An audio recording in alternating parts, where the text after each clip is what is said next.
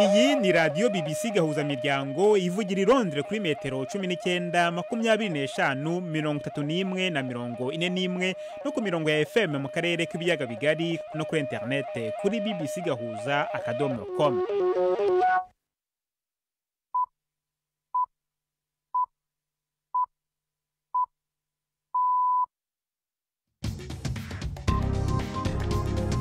Ubu ni saa 10 n'igice ku isaha mpuzamahanga ya GMT, ni saa 12 n'igice ku isaha yo mu Rwanda no mu Burundi. Muri studio muri kumwe na Jacques Niyitegeka. Izi ni ingingo z'ingenzi zigize aya makuru. Icyegeranyo cy'inteko nshinga amategeko y'Ubwongereza ku kwivanga ku Burusiya muri politiki yabwo cyasanze leta zakurikiranye zarananiwe kurinda demokarasi y'Ubwongereza. Abayobozi b'ibihugu bigize umuryango w'ubumwe bw'Uburayi bishimiye amasezerano ya miliyari 750 z'amayero bagiranye agamije kuzanzamura ubukungu bw'ibihugu byabo bukomeje kuzahazwa n'icyorezo cy'indwara ya coronavirus. Mu Rwanda, Colonel Tom Byabagamba wahoze hayobora abasirikare barinda umutekano mukuru w'igihugu yongeye kugezwa mu rukiko akana icyaha cy'ubujura ashinjwa. Tuyafitiye n'ikinamico urunana muri mwese kazama ya makuru yo kuri wa kabiri itariki ya 21 z'ukwezi kwa karindwi.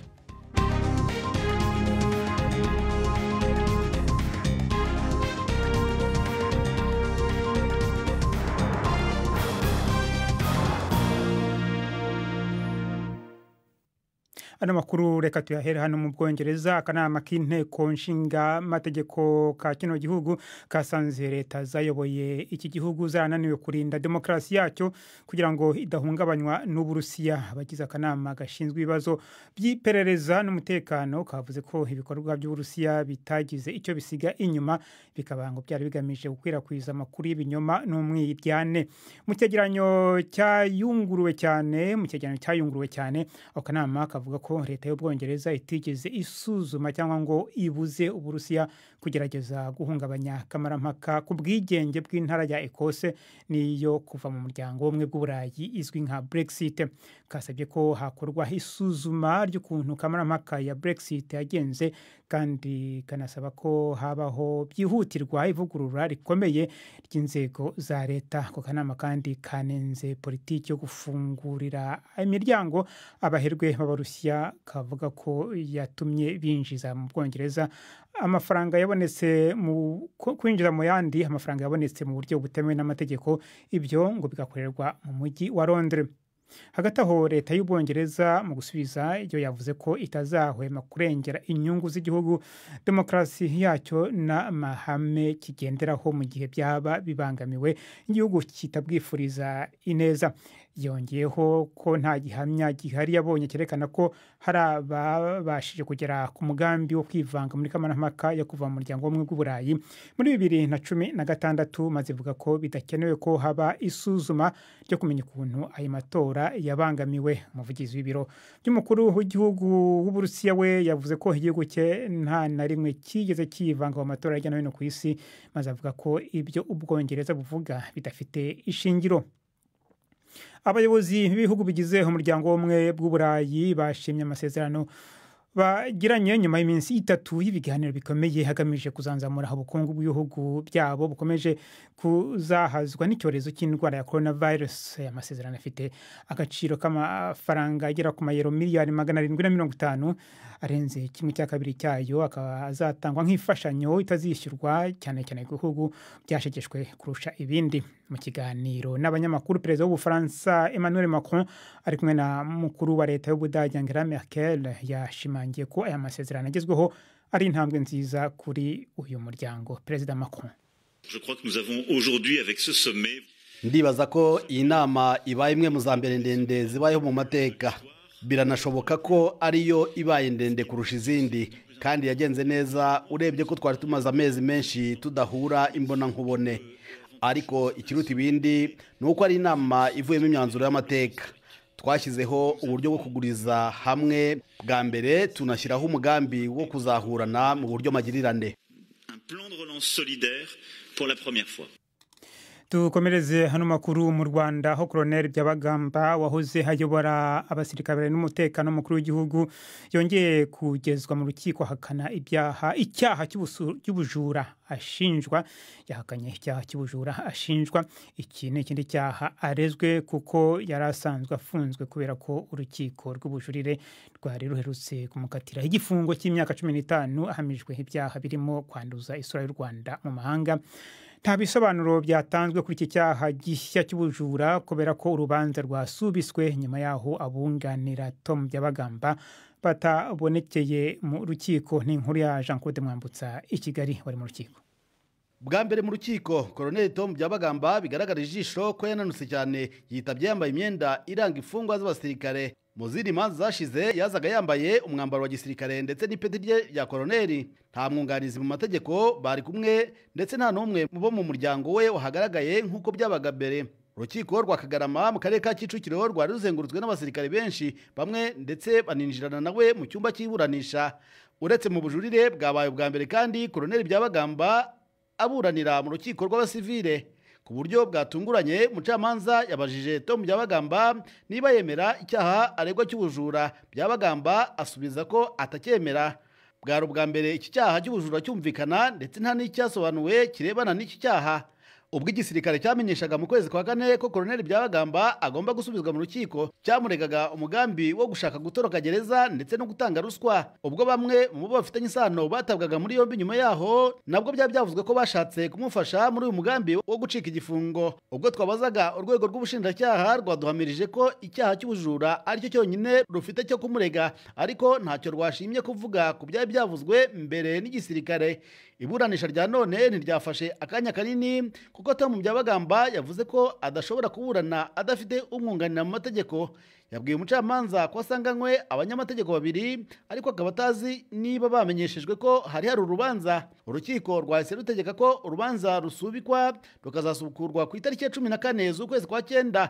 Mu mpera z'umwaka ushize nibwo urukiko rw'ubujurire rwakatiye igifungo cy'imyaka 15 uyu Colonel Byabagamba. Rwari rugabanije igihano cy'imyaka 21 yari yakatiwe n'urukiko rukuru rwa gisirikare nyuma yo kumuhamya ibyaha birimo gushishikariza abaturage kwanga ubutegetsi no gusebya u Rwanda mu mahanga.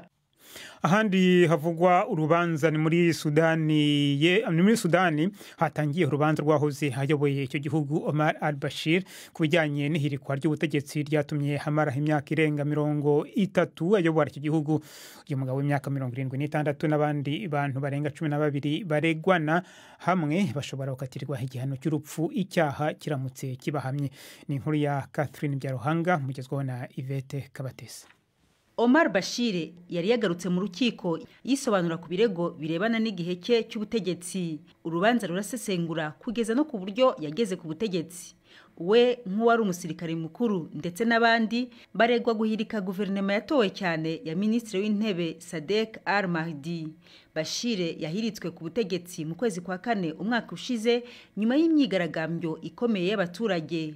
Abamushigikiye benshi bari bakoraniye inyuma y'icyumba cy'urukiko rwari rurinzwe bikomeye. Abamwunganira bavuga ko uru rubanza ruhisha inyungu za politike mu gihe imirimbanyi zasabye ko habaho uru rubanza zo zisanga ruzafasha kurengera demokarasi muri Sudani kandi rugashyira iherezo ku bihe byo guhirika ubutegetsi. Kuri ubu Bashir yarari kurangiza igifungo cye cy'imyaka 2 kubera ruswa kandi akaba nategerejwe n'ibindi birego byo kwica bigaragambya bamaganaga ubutegetsi bwe. Guverinoma ya Sudani kandi yanavuze ko izashikiriza Bashir urukiko mpuzamahanga mpanabyaha rwa ICC rumushakisha kubera ibyaha by'intambara na jenoside byakozwe mu gihe cy'ubushyamirane bwo mu ntara ya Darfur.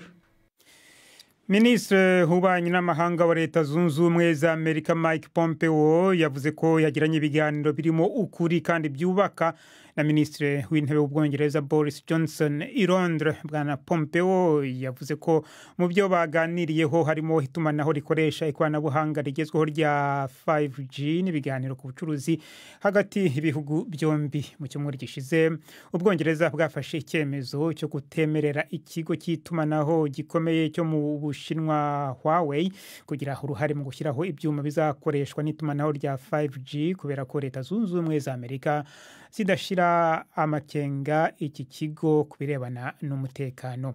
Ubushinwa bwanenze cyane iki cyemezo kandi burimo kwiga ukuntu buzihimura.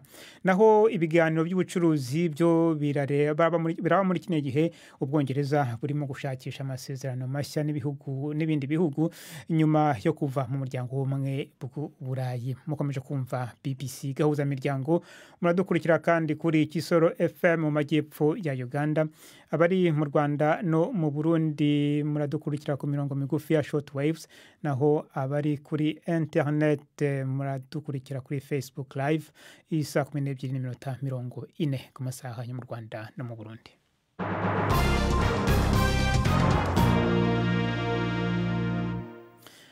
Abaganga barirwa mu magana mu gihugu cya Serbia basabye leta kwirukana abashinzwe gahunda zo guhangana n'icyorezo cya coronavirus ngo kubera ko amakosa yabo yashyize ubuzima bwa rubanda mu kaga gakomeye. Aba baganga banenga ibyemezo byo koroshya ingamba zaguma mu rugo mu gihe hategurwaga amatora y'abadepite hashize ukwezi. Bakavuga ko ibi byatumye ababishinzwe bananirwa gukumira kino cyorezo. Muri Serbia abantu bazwi banduye indwara ya coronavirus bagera ku 21,000 mu gihe abagera kuri 500 imaze kubahitana. Abaganga bakavuga ko iyi mibare igomba kwemezwa n'uruhande rudafite aho rwegamiye.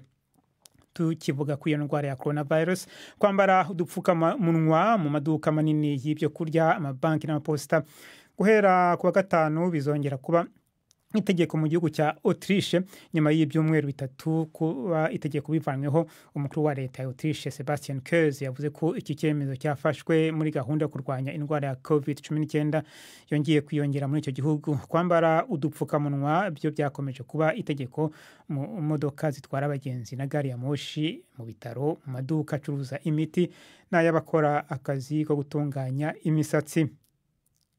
Tujye musubira mu karere k'ibiyaga bigari, ahantu hatuwe na 1/2 cy'ingagi zo misozi ku isi yose habangamiwe cyane no kwiyongera kudasanzwe kw'ibikorwa by'aba rushimusi.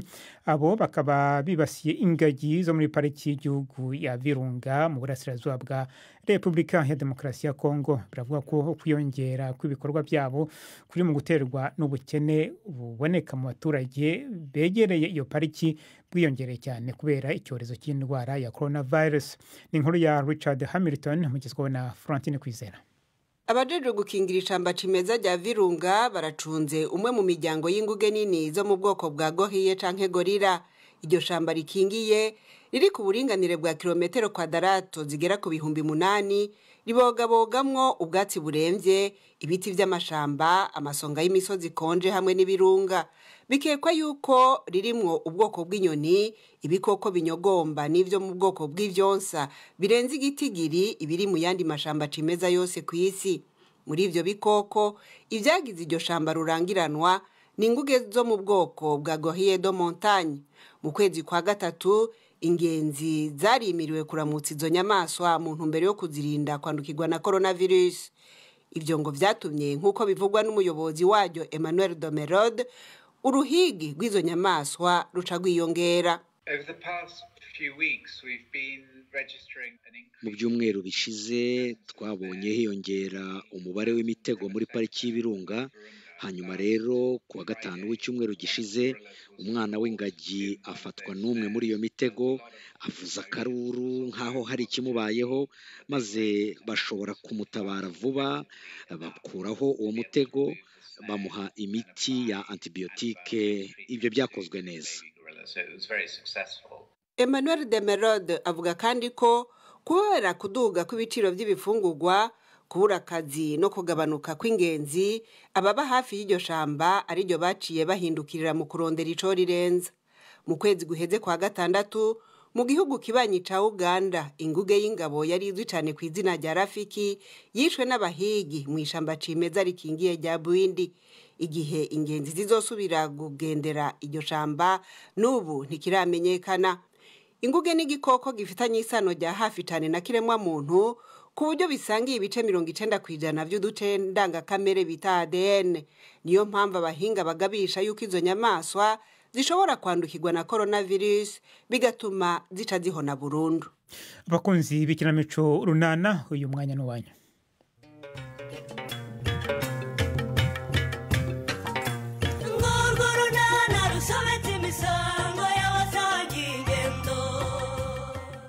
Amakimbirane yo kwa Stefano noneho yatumye Kagabo yishora mu ngeso mbi y'ubujura. Hagati aho telefone itunguranye kuri Budensiyana n'urunana. Ariko se Shapete Karame papa guze kandi uhugiye mu bikisha waje tukagenda wa mwana we rwose uragira ngo dusange icyo kimasa abandi bamaze kukigura. Ndaje papa. Ngaho bangukaye nje mbaye ngiye nsanga mu nzira ngenda.